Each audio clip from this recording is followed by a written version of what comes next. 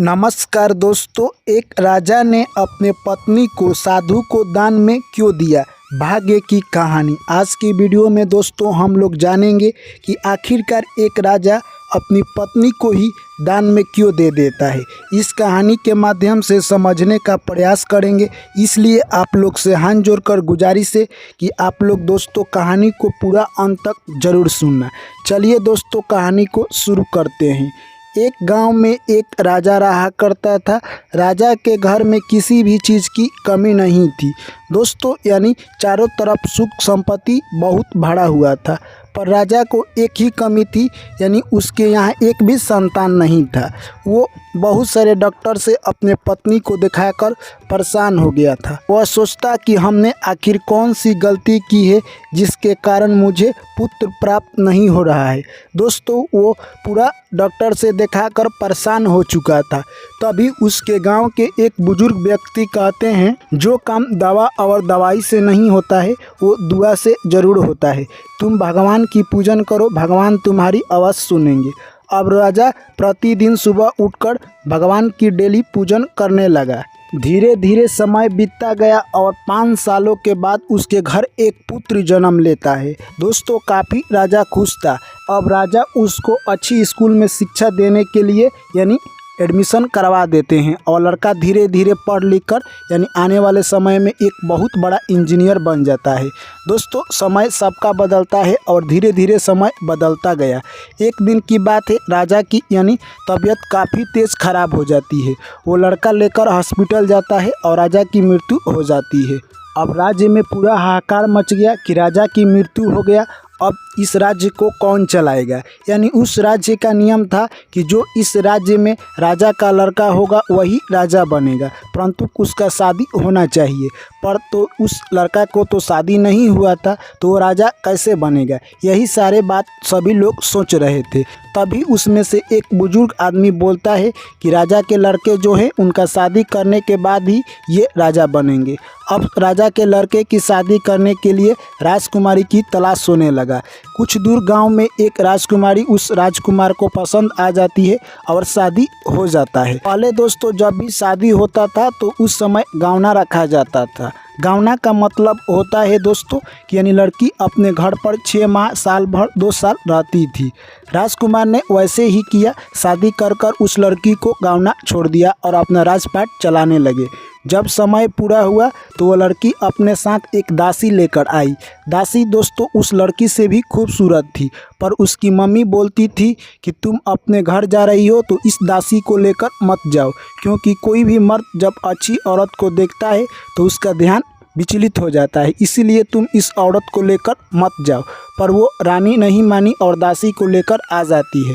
जैसे ही दासी राजा के घर आती है, राजकुमार देखकर दासी के ऊपर आकर्षित हो जाते हैं और दासी को दिन रात देखने लगते हैं और अपने पत्नी को भूल जाते हैं। दोस्तों यह सब रानी को भी पता चल जाता है कि राजकुमार हमें ज़्यादा नहीं ध्यान देते, वो दिन भर दासी के पैर में रहते हैं। रानी कहती है कि मैं अब दासी को घर भेज देती हूँ। तब तक अगले दिन राजा दासी से भी शादी कर लेते हैं।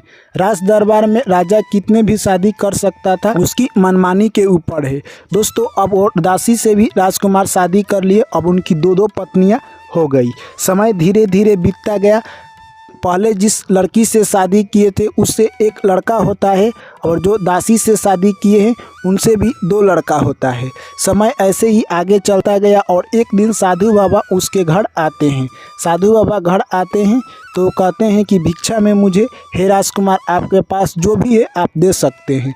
राजकुमार ने सोचा क्यों ना मैं अपने पत्नी को ही दे दूं, यानी पहली पत्नी को राजकुमार देने का उस साधु से वादा कर लिया, क्योंकि वो दासी से दिल लगा लिया था और पहली पत्नी को और वो अपने पहले लड़के को उस साधु बाबा को दे दिया। साधु बाबा ने उसकी पत्नी को अपने बेटी स्वरूप ग्रहण कर अपने घर ले गए और अपने पत्नी से बोलते हैं कि राजकुमार ने हमें दान में इस लड़की को दिया है, हम अपने इसे बेटी के रूप में स्वीकार किए हैं और ये हमारे घर रहेगी। दोस्तों ऐसे ही धीरे धीरे समय बीतता गया और जो दासी थी राजकुमार राह चलन देखकर उनका दिन पर दिन राह चलन खराब होते गया और दासी भी उनको छोड़कर दूसरे राजकुमार से शादी कर लेती है और चली जाती है। अब राजा के पास जो कि 2 पत्नी थी, अब उनके पास एक भी पत्नी नहीं है। अचानक एक दिन राजा का तबीयत बहुत तेज़ खराब हो जाता है। तभी संदेश आता है उनके पहली पत्नी के पास, जो कि वो साधु बाबा को दान में दिए थे। उनकी पत्नी वहाँ से जाती है सीधे राजकुमार के पास और जाकर देखती है तो उनका हालत बहुत ख़राब था। तब तक उधर से दासी भी पहुँच जाती है, उनको भी पता चलता है।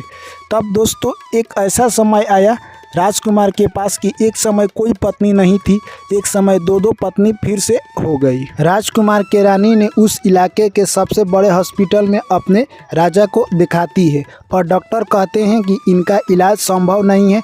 आखिरकार राजकुमार की मृत्यु हो जाती है। दोस्तों यानी जिस तरह राजकुमार ने 2 स्त्रियों को सताया था, उसका परिणाम उसे मिल जाता है। अब दोस्तों गांव के लोग कहते हैं कि यानी इस राज्य का राजा कौन बनेगा। यानी राजकुमार के 2-2 बीवी थी, तो एक तो दासी थी जो कि ऑलरेडी किसी और राजकुमार से शादी कर ली, उसको लोग वहां से भगा देते हैं। और जो कि पहली पत्नी थी, राजकुमार ने अपने पहले पत्नी को साधु बाबा को दान के रूप में दिया था। उसे एक पुत्र था, वही पुत्र राजदरबार का राजा बना। क्योंकि वो शादी नहीं की थी, वो साधु बाबा के बेटी के रूप में उनके घर गई थी।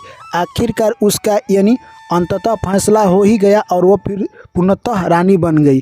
पर उसका दुर्भाग्य यही रहा दोस्तों कि वो अपने पति को खो दी। जैसा करनी वैसा भरनी, यानी राजकुमार ने जिस तरह रानी के साथ किया, उसका अंजाम उन्हें भुगतना पड़ा। तो दोस्तों इस कहानी से हमें यही सीख मिलती है कि कभी भी किसी के ज़िंदगी के साथ खिलवाड़ नहीं करना चाहिए, नहीं तो आपका भी अंजाम वही होगा जो कि राजकुमार का हुआ। तो चलिए दोस्तों, इस कहानी से आपने क्या सीखा लिख कर हमें ज़रूर बताएं। फिर आपसे मिलते हैं अगली कहानी में। तब तक के लिए सभी साथियों और मेरे प्यारे भाई एवं बहनों को मेरा प्यार भरा नमस्कार। जय श्री कृष्ण, राधे राधे।